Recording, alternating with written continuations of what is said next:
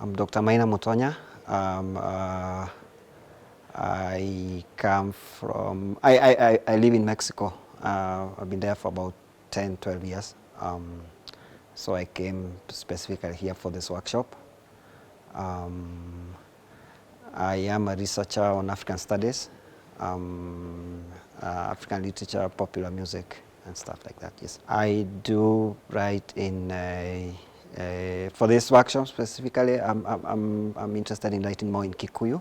It's a language that I've written in for many years now, but it's the first time that I'm doing fictional work in the language. The Gikuyu language is spoken principally in central Kenya, but we also have so many other speakers all over the country and outside the country. Yeah. So it's basically within the counties in the former central province of Kenya. Well, I came here principally to interact with people who have excelled in writing, you know, and getting to learn more and interacting with fellow workshop participants, most of them who are experienced writers, yeah.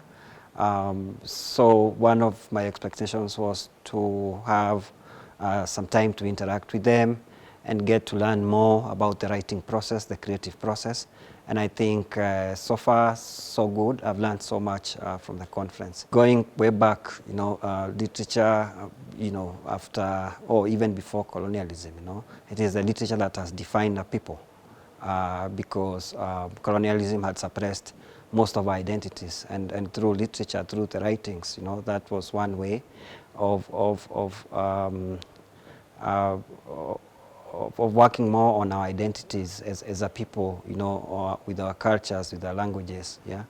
So I think literature has been key, and here we are not just talking about literature, the written literature, even the oral literature of the people, you know, has been a way of preserving most of our cultures and customs within an African context. I haven't had so many challenges, but I think one of the things, you know, when you're writing a language like Gikuyu, technical challenges. One, you have to customize your keyboard, and it's not as easy, especially when you're writing those vowels that have a tilde. Yeah, it becomes a bit challenging, but not as quite. But I think.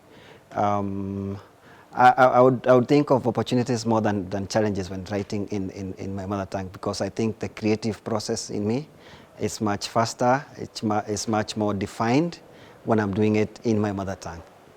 There is a future, but I think we need to work so hard on it, you know.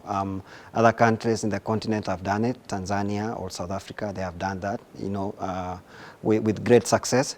So I think in Kenya we can there are chances, but I think we need to work so much harder than before.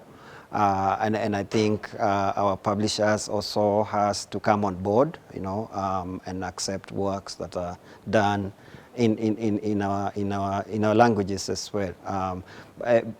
Well, this is not a time to ask for the government, but I think the government has a stake as well. You know, I remember before we used to study African languages in our schools. I don't know if it happens anymore. So the government as well has a stake, you know, so it's the publishers and the government, but most importantly for us as writers, you know, to keep writing and keep pushing the publishers, you know, to break the glass ceiling.